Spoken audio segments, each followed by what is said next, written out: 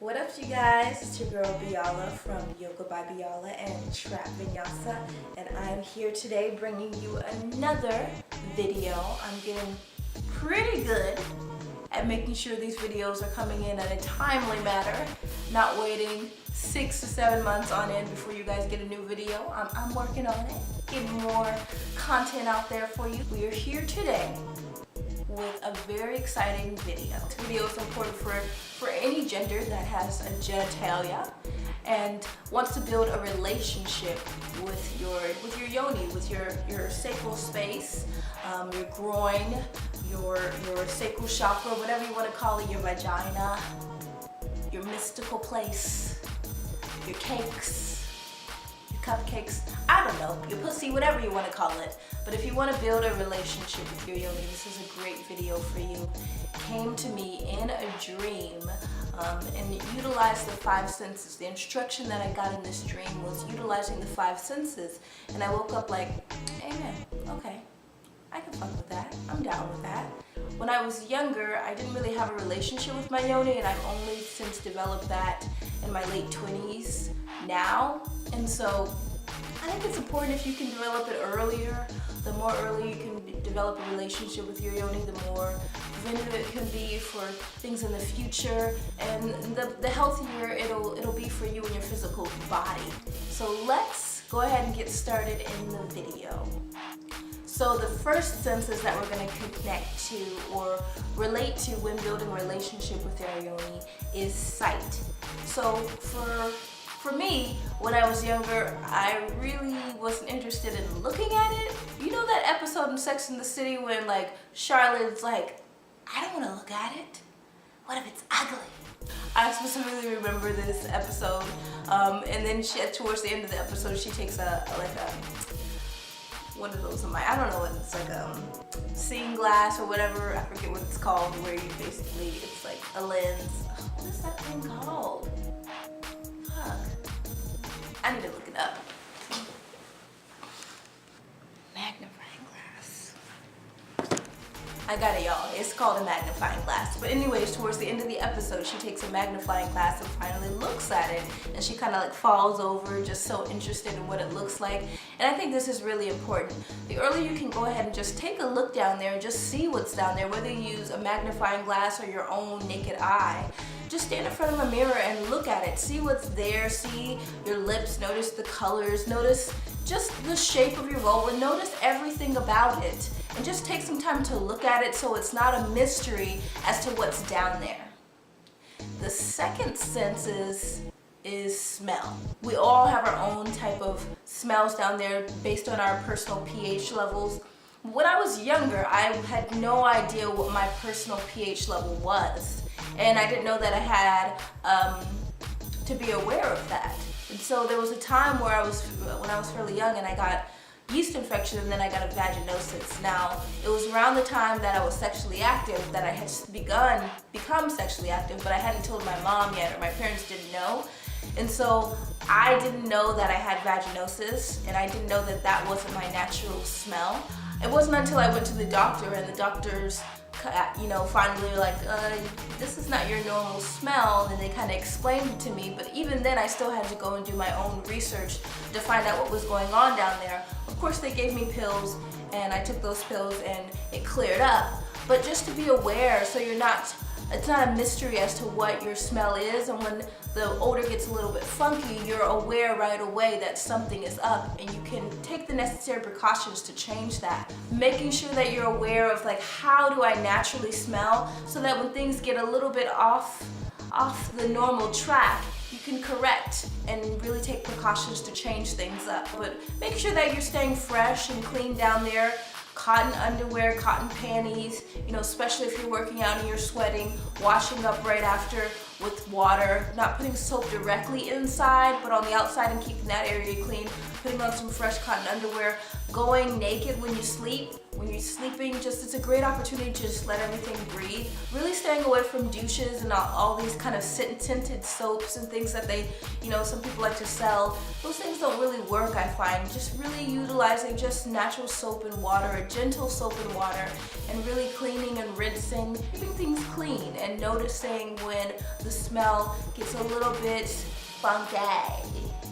So the next sense in order to build or to help you build a relationship with your yoni is touch. Now this is really interesting, and I'm sure there's several different thoughts on touching the yoni and things like that. Personally, in my yoga practice and when I teach to my students, I always have them incorporate their own personal touch in their sequences. So touching the area of the body that we're stretching, where they're feeling the most sensation, to encourage them to build a healthy relationship with personal touch. When I'm practicing at home, I'm really feeling and touching where I'm feeling most sensation, really acquainting myself with personal healthy touch, because a lot of us don't have that.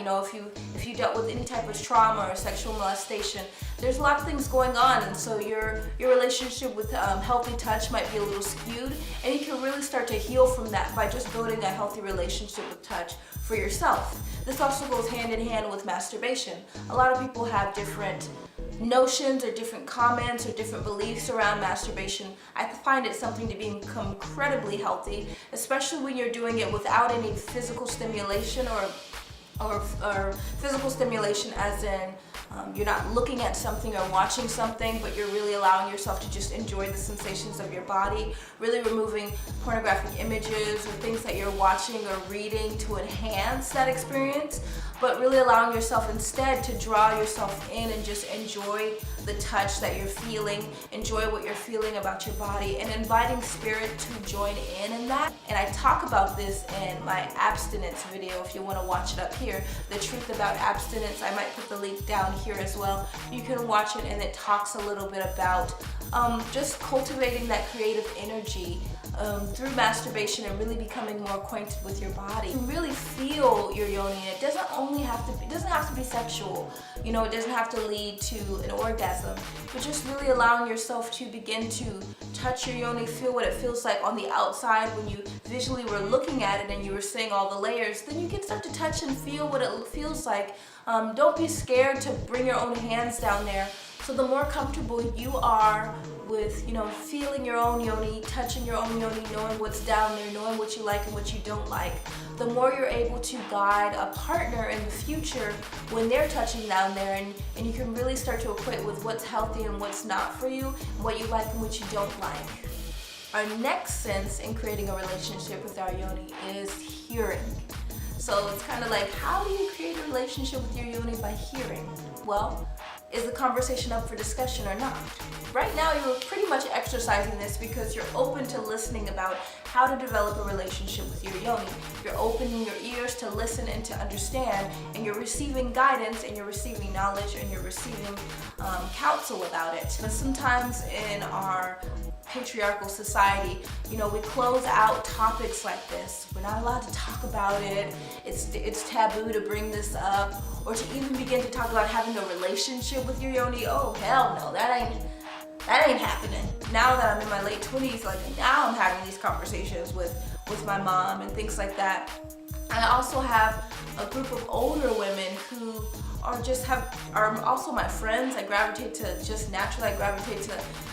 becoming friends with older women, and so a lot of the times I ask them about their divorces. I ask them about their physical bodies and certain things that I'm noticing within my body. I ask them about menopause. I'm so curious, and I like to listen to them and hear them. I ask them about their yonis and what rituals or whatever things that they do to really build a relationship with their yoni, or to bathe it, or to love on it, and things like that.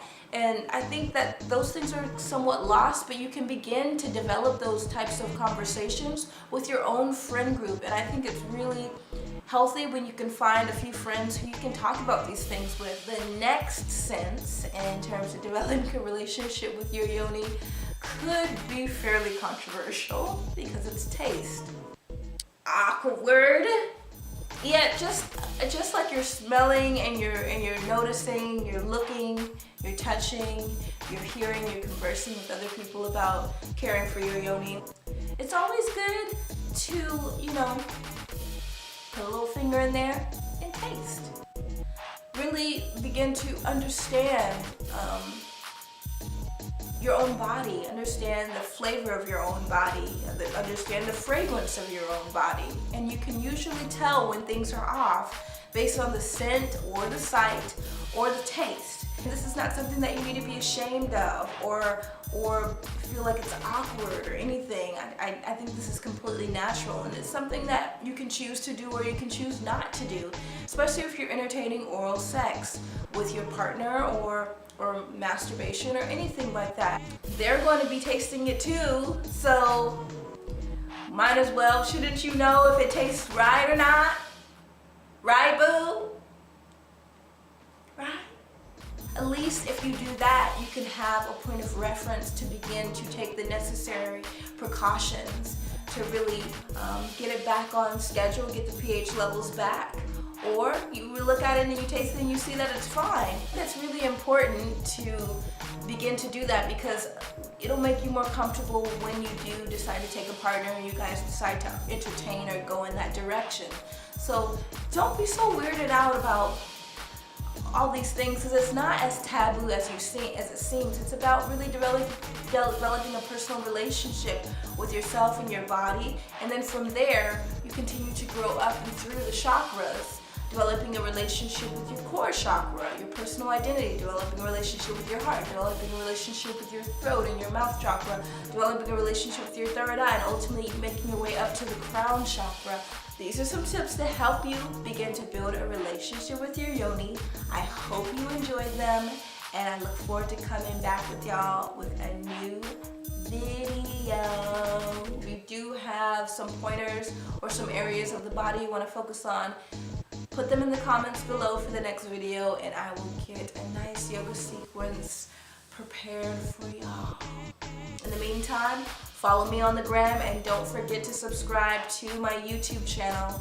I'm building it up. I got a lot more juicy content coming for y'all. Whoop whoop.